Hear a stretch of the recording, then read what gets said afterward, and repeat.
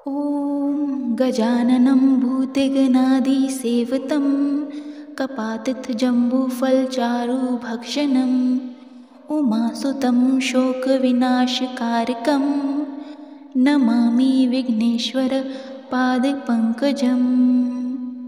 ॐ नमः शिवाय। हर हर महादेव। नमः पार्वतीपते। हर हर महादेव। ओम गण गणपते नमः। उमापति शिव शंकर भगवान की जय हो। प्रिय भक्तगणों, आज बैसाख माह शुक्ल पक्ष की चतुर्थी है और आज विनायक चतुर्थी का व्रत है, जिसे बाधाओं को दूर कर सुख समृद्धि देने वाली चतुर्थी भी कहते हैं। तो आज मैं सुना रही हूँ महादेव के प्रिय पुत्र गणेश जी की अनसुनी कहानी। प्रिय भक्तों, हम सभी का जीवन संघर्षों से भरा हुआ है और इन सभी विघ्नों से ऊपर उठाने और अपने भक्तों की नैया को पार लगाने हेतु श्री गणेश जी सदा तत्पर रहते हैं। शिव पुराण की कथा के अनुसार महादेव सृष्टि के कल्याण हेतु कई वर्षों के लिए कैलाश से अंतर ध्यान हो गए थे। तब उसी समय देवी पार्वती ने कई माह तक स्नान नहीं किया था और इसी के पश्चात अपने शरीर से मैल उतारने के लिए तो उन्होंने अपने शरीर पर उपटन लगाया और उसी रूपी मैल को उतार कर उन्होंने एक बड़े ही प्यारे बालक की मूर्ति बनाई और अपनी योग शक्ति से उसमें प्राण डाल दिए। उसे आदेश दिया कि पुत्र, तुम मेरे ही अंग से बने हुए हो और मेरे ही पुत्र हो। आज से तुम्हारा नाम विनायक होगा और तुम केवल मेरी आज्ञा का पालन करोगे। तब गणेश जी ने कहा, हे माते, आपने मुझे ये रंग और रूप दिया है, ये शरीर दिया है, अतः आपका आदेश मानना मेरा परम कर्तव्य है। तब माता पार्वती बोली, पुत्र, मैं स्नान करने जा रही हूँ। जब तक मैं वापस ना आऊँ तब तक तुम किसी को भी अंदर आने ना देना। इसके पश्चात माँ पार्वती स्नान करने के लिए चली गई और अपनी माता के आदेश अनुसार भगवान श्री गणेश द्वार पर पहरेदारी करने लगे। अब कुछ समय पश्चात महादेव जी शिव शंकर जी अपनी अज्ञातवास से लौट आए और द्वार पर पहरा देते हुए गणेश जी से उन्होंने कहा, हे बालक, तुम कौन हो और इस द्वार पर पहरेदारी क्यों कर रहे हो? तब विनायक जी ने कहा कि मैं अपनी माँ की आज्ञा का पालन कर रहा हूँ। मेरा एकमात्र उद्देश्य है माँ की आज्ञा का पालन करना। प्रिय भक्तों, परंतु शिवजी इस बात को समझने में असफल थे तथा काफी समय तक वाद विवाद होने के पश्चात महादेव जी क्रोधित हो उठे। अपने मुख पर लगाम लगाने के लिए कहा। उन्होंने कहा, हे बालक, अगर तुमने अभी मेरा रास्ता नहीं छोड़ा तो मैं तुम्हें अवश्य ही दंड दूंगा।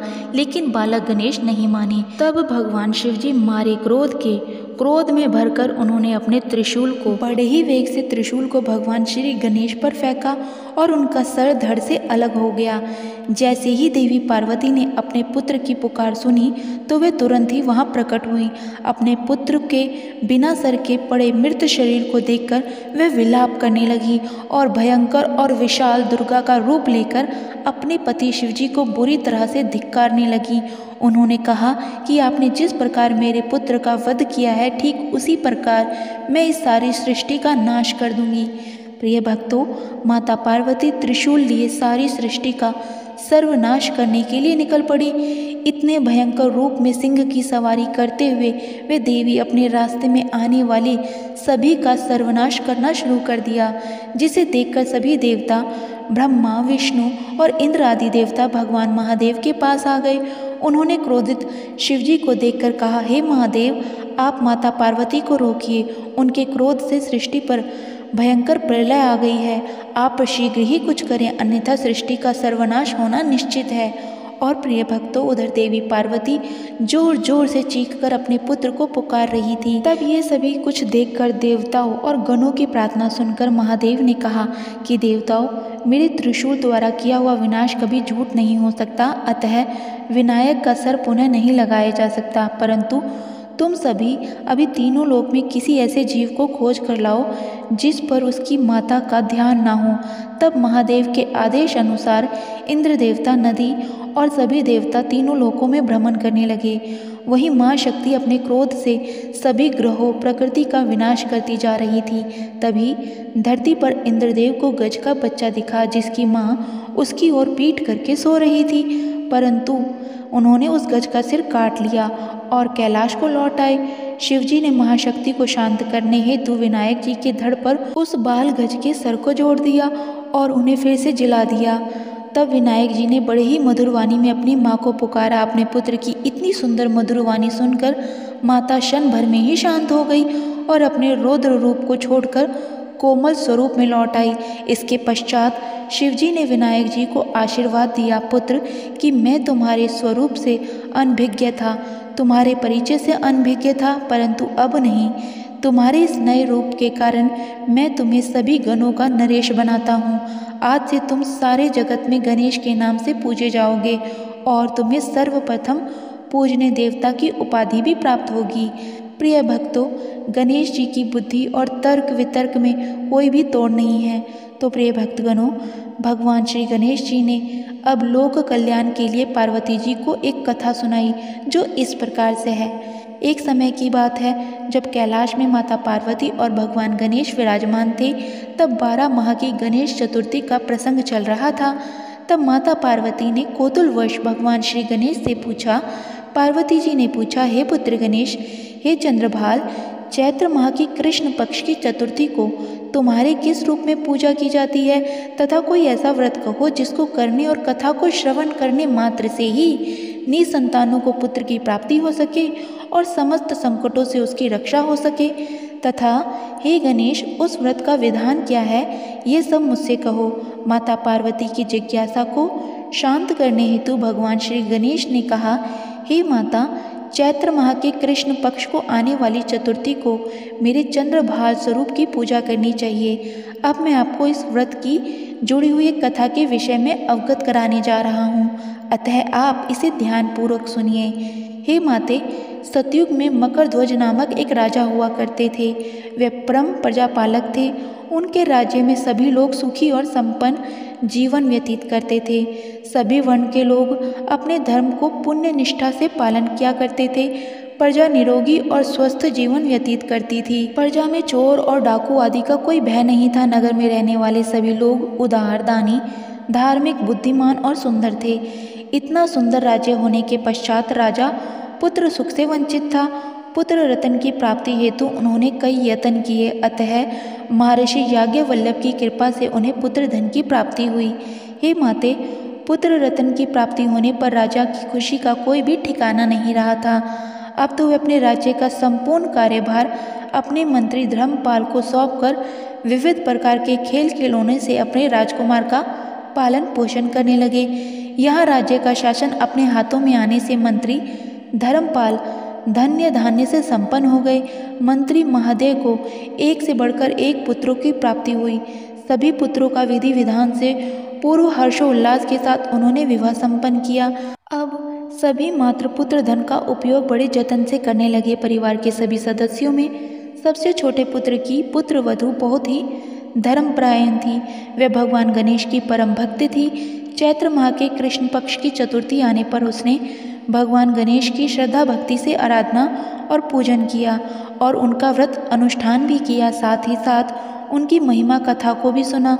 अतः उसी घर में पूजन और व्रत से विचलित होकर उस बहू की सास अपने पुत्र वधू से कहने लगी, अरे क्या तू तंत्र मंत्र द्वारा मेरे पुत्र को अपने वश में करने का उपाय करती रहती है। अतः हे माते, अपनी सास द्वारा बारंबार निषेध किए जाने पर भी अपनी पुत्र वधू में कोई बदलाव आता ना देखकर सास पुनः बोली, अरे दुष्टा, मेरे बार बार कहने पर भी तू मेरी बात को अनदेखा कर रही है। मैं तुझे पीट कर ठीक कर दूंगी। मुझे ये सब तांत्रिक व्यभिचार पसंद नहीं है। अपनी सास की ये बात सुनकर पुत्र वधू ने विनम्रता से कहा, हे सासू माँ, मैं संकट नाशक भगवान श्री गणेश का व्रत कर रही हूँ। ये व्रत अनुष्ठान करने से मनोवांछित फल की प्राप्ति होती है तथा संतान की भी प्राप्ति होती है। माताओं के संतान चिरंजीवी होते हैं।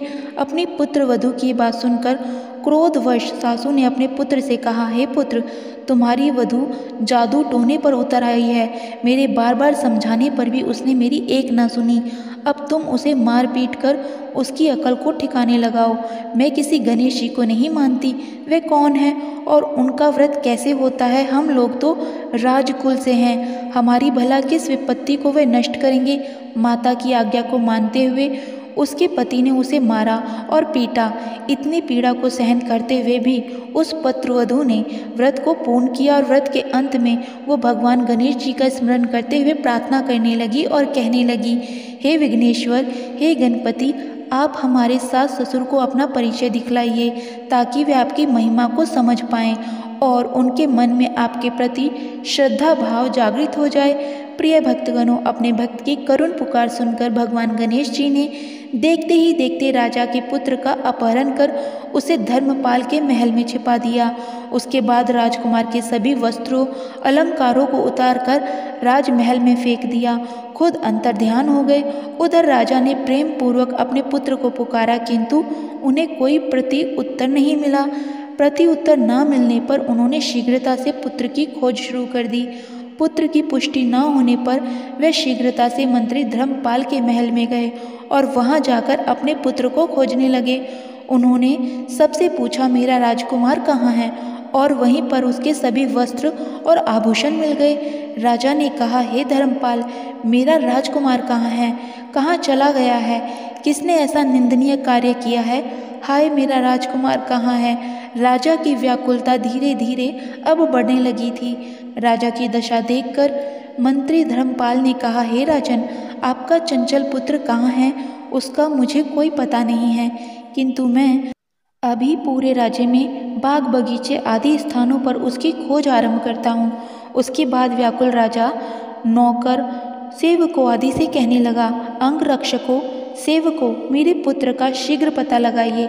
राजा का आदेश मिलने मात्र से ही राजा के पुत्र की खोज जोरों शोरों से शुरू हो गई, किंतु राजा के पुत्र का कोई पता ही ना चला।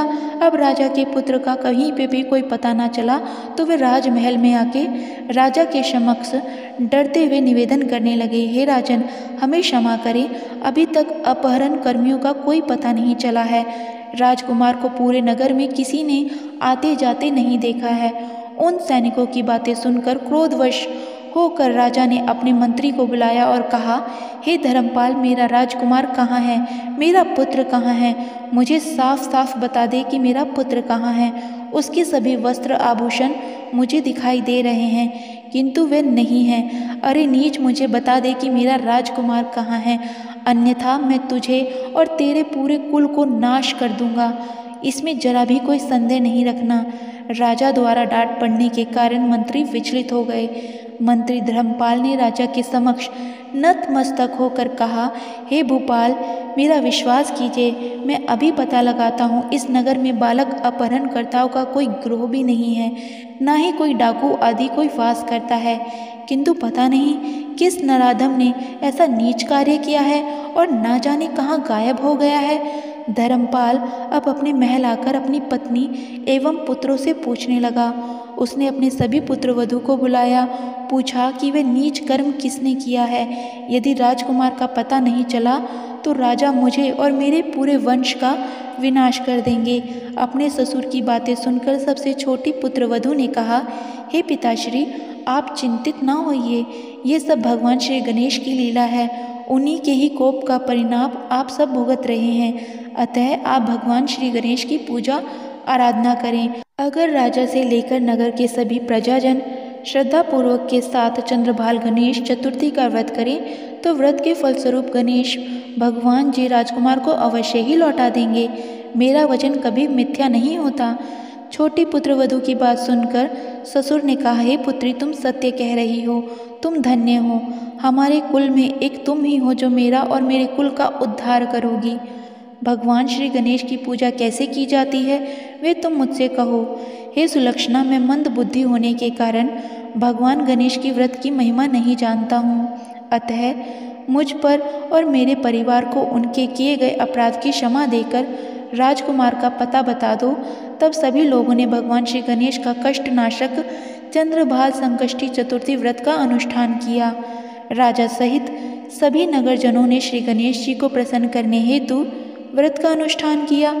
सभी के व्रत अनुष्ठान के प्रभाव से गजानन प्रसन्न हो गए और देखते ही देखते सभी लोगों के सामने उन्होंने राजकुमार को प्रकट कर दिया।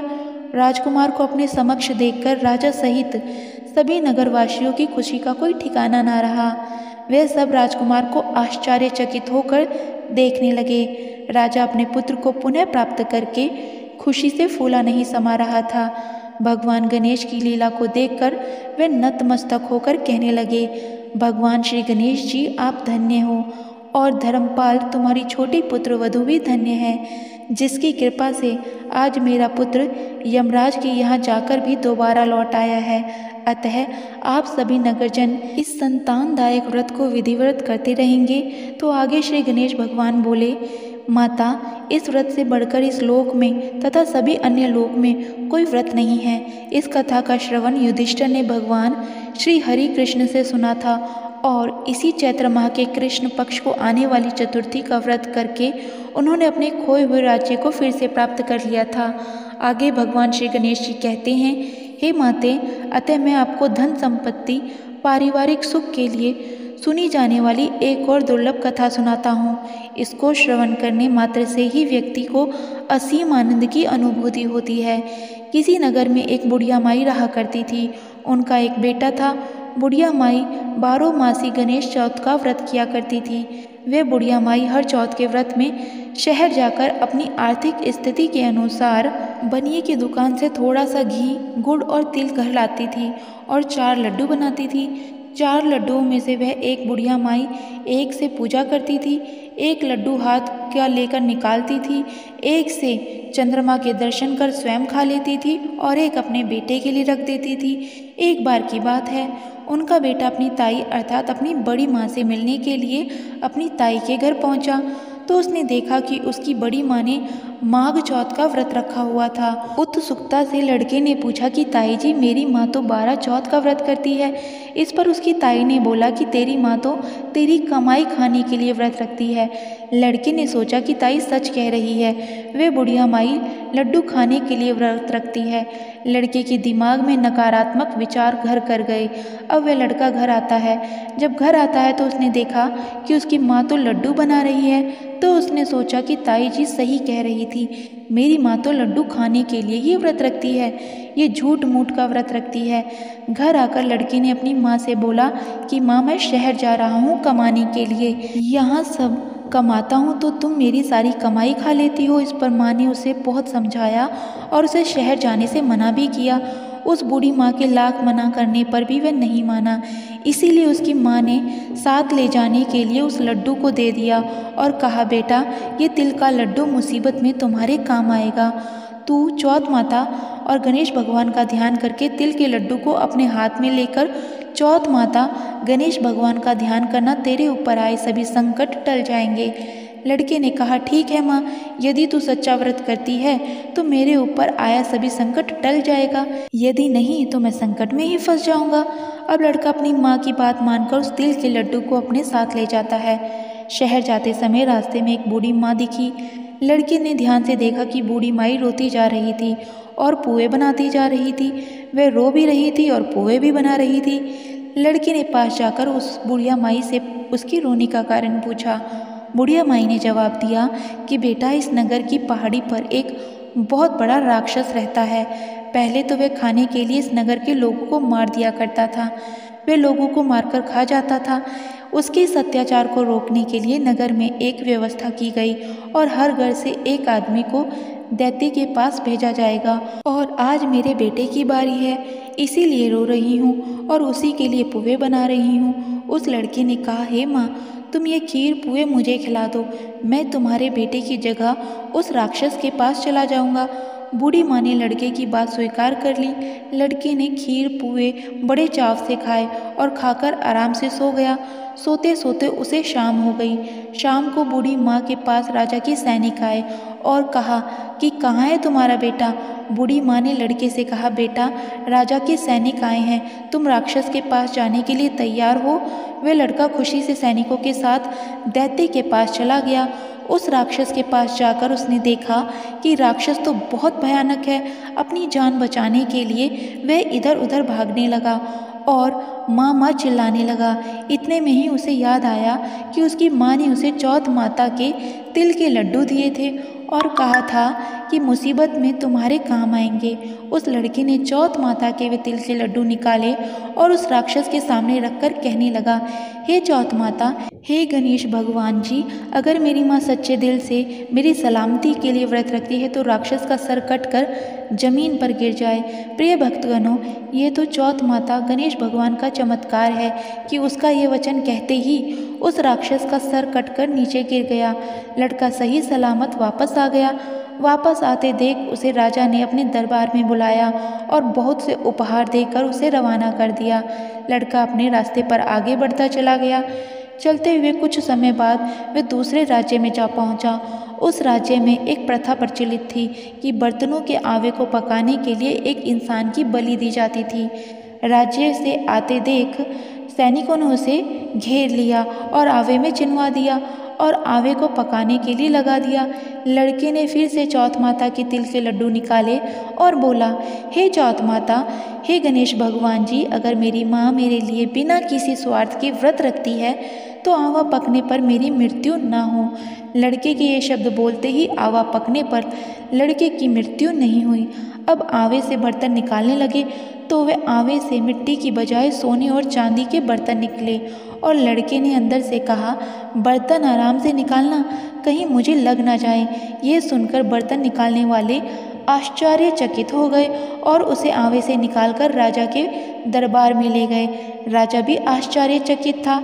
राजा ने लड़के से पूछा, अच्छा बताओ, आखिर तुम इस आवे से जिंदा कैसे बच गए? लड़के ने जवाब दिया कि मेरी माँ मेरे लिए चौथ के 12 महीने व्रत रखती है, इसीलिए चौथ माता की कृपा से, गणेश भगवान के आशीर्वाद से मैं इस आवे से सही सलामत वापस निकल आया हूँ। अब देखिए, राजा को लड़की की बात पर यकीन नहीं हो रहा था, इसीलिए राजा अपनी आंखों से चौथ माता गणेश भगवान का चमत्कार देखना चाहता था। इसीलिए राजा ने चांदी की सुराही मंगवाई और लड़के से कहा, अगर तुम सच बोल रहे हो तो सुराही की नली से निकल कर दिखाओ।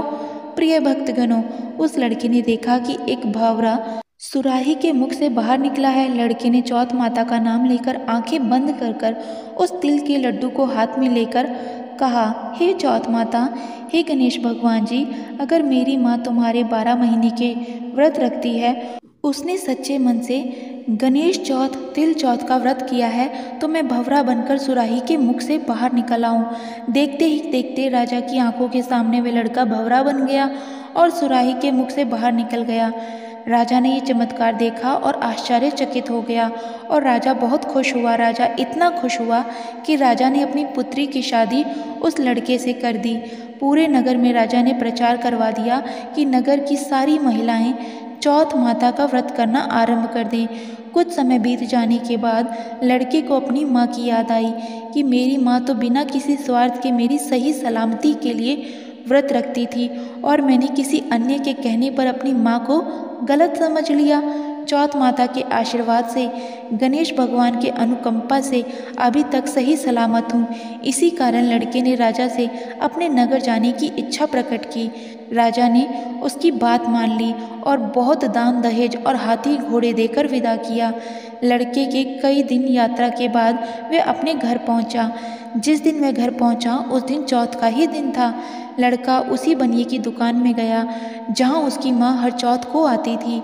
लड़के ने सोचा, आज माँ इस दुकान से गुड़ और तिल और घी लेने जरूर आएंगी। जैसा लड़के ने सोचा था ठीक वैसा ही हुआ। हाथ में लाठी लिए उसकी माँ रास्ते में आती दिखाई दी। उसकी माँ की उम्र बहुत अधिक होने के कारण उन्हें दिखना कम हो गया था। उसने बुढ़िया माई की लाठी में पैर मारा और जानबूझकर पुत्र के बारे में अपशब्द कहने लगा। उसकी बूढ़ी माँ ने कहा, भले ही मुझे गाली दे दो पर मेरे पुत्र को कुछ मत कहना। माँ के ये शब्द सुनकर बेटा उनके पैरों में गिर पड़ा और कहने लगा, माँ मैं तुम्हारा ही बेटा हूँ, मुझे माफ़ कर दो माँ। माँ ने उसे पहचाना और गले से लगा लिया। पर उसका बेटा इतनी धन दौलत के साथ वापस आया था, इसलिए नगर के वासियों ने विश्वास नहीं किया कि वह उसका ही बेटा है। बुढ़िया ने चौथ माता को याद किया और मन ही मन चौथ माता गणेश भगवान जी से कहने लगी कि मैंने अगर सच्चे मन से तुम्हारा व्रत किया है तो मेरे स्तनों से दूध आ जाए, दूध की धार मेरे बेटे के मुख में गिरे। प्रिय भक्तगणों, चौथ माता के चमत्कार से बिल्कुल ऐसा ही हुआ। दूध की धार उसके बेटे के मुख में गिरने लगी। सभी लोग देखकर हक्के बक्के हो गए। उन्हें यकीन हो गया कि यही उन्हीं का बेटा है और चौथ माता गणेश भगवान की जय जयकार करने लगे। उस नगर के सभी लोग चौथ माता का व्रत हर महीने रखने लगे। तो बोलिए श्री गणेश भगवान की जय, चौथ माता की जय। ओम नमः शिवाय। प्रिय भक्तगणों, इस कथा को पूर्ण करने हेतु अब आप आगे सुनिए बुढ़िया माई और गणेश जी की कथा। एक गांव में एक बुढ़िया माई रहती थी।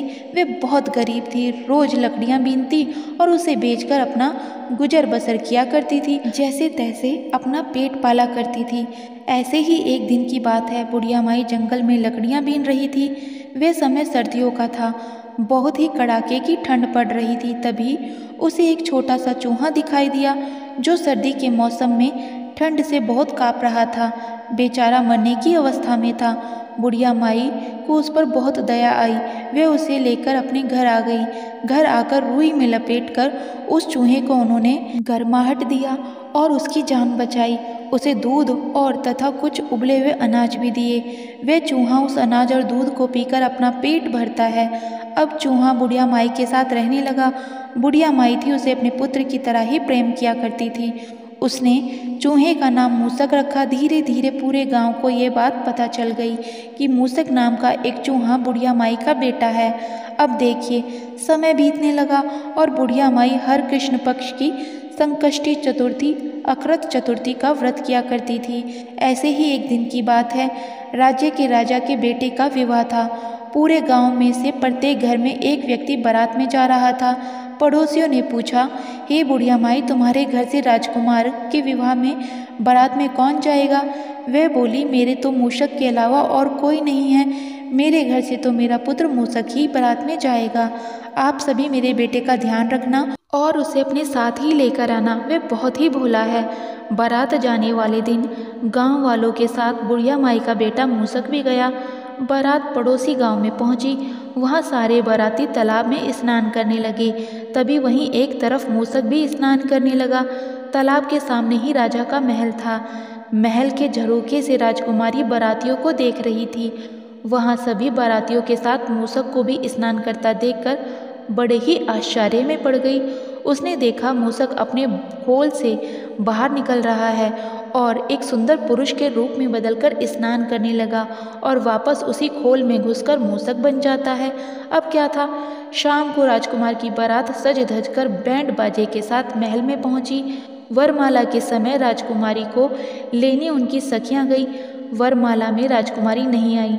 दुल्हन के माता पिता ने सेविका को भेजकर राजकुमारी को बुलवाया, किंतु उसके साथ फिर राजकुमारी नहीं आई। मुहूर्त का समय टलता जा रहा था। पंडित भी बोले, दुल्हन को जल्दी से बुलाइए, मुहूर्त निकल रहा है।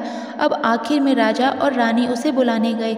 राजकुमारी ने कहा, हे माता, मैं इस राजकुमार से विवाह नहीं करूंगी। ये बात सुनकर माता पिता ने उसका कारण पूछा तो उसने कहा, उस बारात में एक मूषक आया है, मैं उसी के साथ विवाह करूंगी। राजा रानी ने राजकुमारी को खूब समझाया कि मूषक एक गरीब बुढ़िया का बेटा है, वह तो एक चूहा है, तुम वहाँ जाकर कष्ट ही भोगोगी, तुम्हें कोई सुख नहीं मिलेगा। परंतु राजकुमारी नहीं मानी। राजा रानी अपनी बेटी की जिद के आगे झुक गए और कुछ नहीं कर पाए और राजा सारी बारात को ये बात बताकर क्षमा याचना करने लगे। दूल्हे सहित पूरे बाराती ना कुछ खाए ना पिए नाराज होकर वहाँ से चल दिए। राजा ने राजकुमारी का विवाह उस मूषक के साथ करवा दिया। उधर बारात गांव में आई तो बेचारी बुढ़िया माई गांव वालों से पूछने लगी कि तुम सब तो आ गए, परंतु मेरा पुत्र मूषक कहाँ है? बुढ़िया माई बेचारी अपने पुत्र मूषक को बहुत देर तक ढूंढने लगी। एक व्यक्ति ने कहा, बुढ़िया माई, तुम्हारे मूषक का तो राजकुमारी से विवाह हो रहा है, वह तुम्हारे लिए बहू के साथ धन दौलत भी ला रहा है, तुम तो बहू के स्वागत की तैयारी करो। अब क्या था, यह सुनकर बुढ़िया माई गणेश भगवान जी को धन्यवाद देने लगी और जल्दी से अपनी झोपड़ी को लीप पोत कर सुंदर मंडप बनाने लगी। गुड़ की लपसी बनाने लगी, तरह तरह के पकवान बनाए और गांव की औरतों को बुलावा भेजा। झोपड़ी में मंगल गीत गवे। तभी मूसक रथ पर राजकुमारी के साथ बैठकर धन दौलत के साथ आ गया। बुढ़िया माई ने बहू को गृह प्रवेश करवाया, सभी को गुड़ बंटवा दिए। अब बुढ़िया का जीवन खुशियों से भर गया। बहू के साथ खुशी खुशी रहने लगी। तब एक दिन की बात है, बहू ने सोचा मुझे अपनी सासू माँ और भगवान गणेश जी के दर्शन करवाने चाहिए। अब बेचारी माता को भी नहीं पता था कि मूसक तो साक्षात भगवान श्री गणेश जी ही हैं। प्रिय भक्तगणों, ऐसे ही एक दिन की बात है, मूषक राज रोज की तरह अपनी खोल उतार कर नहाने लगे। बहू ने माँ से कहा, माँ जी आपका बेटा मूषक नहा रहा है, आप इसकी खोल जला दीजिए। तो सास बोली, बहू कैसी बातें करती हैं, ये खोल जला दूंगी तो मेरा बेटा मूसक क्या पहनेगा। बहू ने कहा, जैसा कह रही हूँ आप वैसा ही कीजिए। सास ने बहू की बात मानकर मूसक की खोल जला दी। नहाने के बाद मूसक ने अपनी खोल मांगी तो बहू ने कहा, आप जैसे हो वैसे ही बाहर आ जाइए। तो जो दर्शन मैंने आपकी शादी वाले दिन किए थे वैसे ही दर्शन आप अपनी माँ को भी कराइए। मूषक अर्थात भगवान गणेश जी बुढ़िया माई को दर्शन देते हैं। बुढ़िया माई गणेश जी के दर्शन पाकर धन्य हो गई। यह तो भगवान गणेश की लीला थी। बुढ़िया माई हर पौष माह के अकृत संकष्ट का व्रत किया करती थी। उन्हें कोई पुत्र नहीं था, इससे प्रसन्न होकर गणेश जी एक पुत्र के रूप में उनके पास आए थे, एक चूहे का रूप धारण करके। जय हो गणेश भगवान की, आपकी लीला अपरंपार है। देवता जिस तरह अपनी बुढ़िया माई को धन दौलत, राजकुमारी जैसी बहू और अपने जैसा पुत्र दिया, वैसे ही सबको देना। इस कथा कहानी सुनने वाले, कहने वाले तथा हुंकारा भरने वाले सभी को देना। हरे कृष्ण। प्रिय भक्तगणों, अब आइए सुनते हैं गणेश भगवान जी की आरती। जय गणेश जय गणेश जय गणेश देवा, माता जाकी पार्वती पिता महादेवा। एक दंत दयावंत चार भुजाधारी, माथे सिंदूर सोहे मूसे की सवारी। जय गणेश जय गणेश जय गणेश देवा, माता जाकी पार्वती पिता महादेवा। पान चढ़े फूल चढ़े और चढ़े मेवा, लड्डुअन का भोग लगे संत करे सेवा। जय गणेश जय गणेश जय गणेश देवा, माता जाकी पार्वती पिता महादेवा। अंधन को आँख देत कौढ़िन को काया, बांझन को पुत्र देत निर्धन को माया। जय गणेश जय गणेश जय गणेश देवा, माता जाकी पार्वती पिता महादेवा। सूर शाम शरण आए सफल कीज सेवा, माता जाकी पार्वती पिता महादेवा। जय गणेश जय गणेश जय गणेश देवा, माता जाकी पार्वती पिता महादेवा। दीनन की लाज रखो शंभु सुतेकारी, कामना को पूर्ण करो जाऊं बलिहारी। जय गणेश जय गणेश जय गणेश देवा, माता जाकी पार्वती पिता महादेवा। कर्पूर गौरम करुणावतारम, संसार सारम भुजगेन्द्रहारम। सदा वसंतं हृदयारविंदे, भवभावं सहित नमामि। ओम गणेशाय नमः। हे गणेश भगवान, आप अपने सभी भक्तों पर कृपा दृष्टि बनाए रखिए। हे भगवान गणेश, आप सबका शुभ करें, सबका मंगल करें। इस चैनल को सब्सक्राइब, लाइक और शेयर करें। इस कथा को भक्ति भाव से सुनने वाले अपने भक्तों पर कृपा दृष्टि सदैव बनाए रखें। बोलिए गणेश भगवान की जय।